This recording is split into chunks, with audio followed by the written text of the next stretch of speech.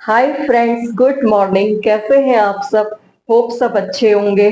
आज मैं फिर एक स्टोरी सुनाने जा रही हूँ, तो होप आपको अच्छी लगेगी और मुझे तो अच्छी लगी।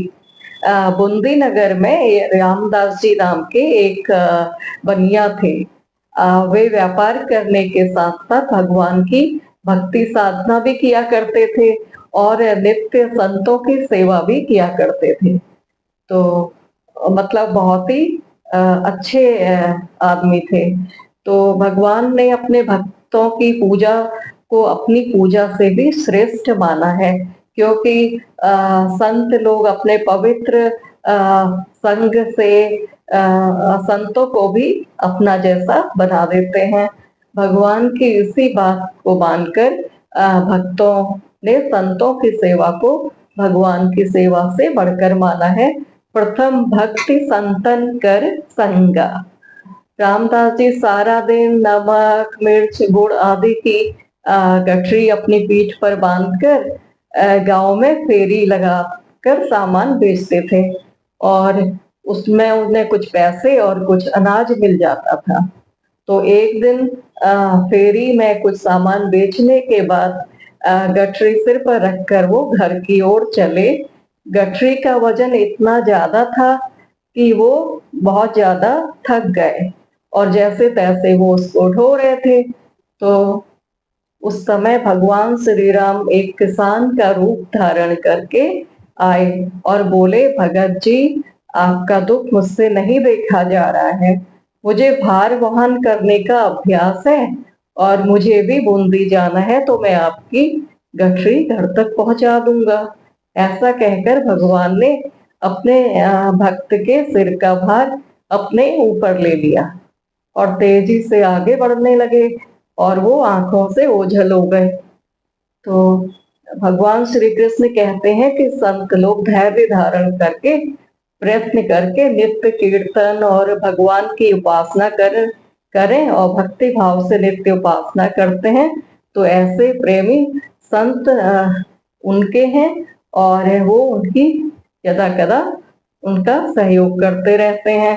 तो रामदास जी सोचने लगे कि मैं तो इसे पहचानता नहीं हूँ, और यह भी शायद मेरा घर ना जानता होगा, पर जाने दो, राम करे सो होए। क्योंकि राम तो किसान के रूप में आए थे, तो वो तो उन्हें किसान समझ रहा था कि जो उनकी मदद कर रहा था। यह कहकर वो रामधुन गाते हुए अपने घर की ओर चल पड़े।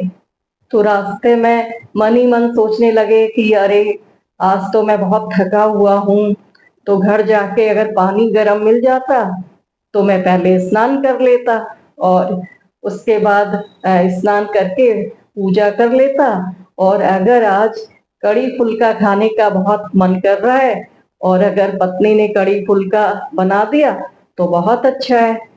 तो उधर किसान बने भगवान श्री राम ने रामदास जी के घर जाकर गठरी एक कोने में रख दी और जोर से पुकार कर कहा कि भगत जी आ रहे हैं, और उन्होंने कहा है कि नहाने के लिए गर्म पानी और खाने में कड़ी और फुल्का मिल जाए तो बहुत अच्छा है, तो वो ही बना देना।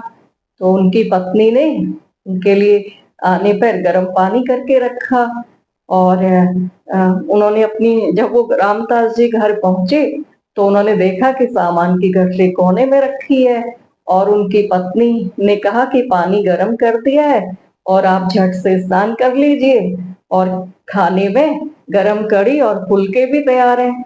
अब रामदास जी तो आश्चर्यचकित हो गए कि अरे, इसको कैसे मालूम।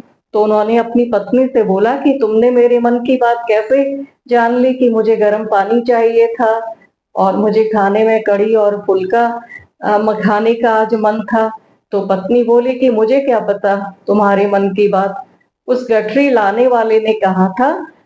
तो रामदास जी समझ गए कि आज राम जी ने भक्त वत्सलवश बड़ा कष्ट सहा। तो उनकी आंखों में प्रेमाश्रु झरने लगे और वो रोने लगे और अपने इष्ट को ध्यान में बैठ गए।